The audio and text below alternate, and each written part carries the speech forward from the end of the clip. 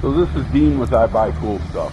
We're up at the property putting out some more deer blinds. So I'll be driving the tractor here, and it's very stressful driving the tractor because you're the one responsible if somebody gets hurt on you.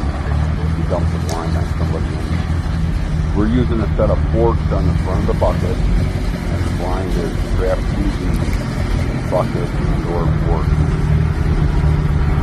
So when you've got the blind, which is very heavy, that far out extended, any movement you make with the bucket is multiplied by the length of the blind that's out on the tip of the fork. That's why it looks the first and third. But you'll see we get her set up there, and everything works good. And like I always say, like, comment, subscribe, and God bless you and God bless America.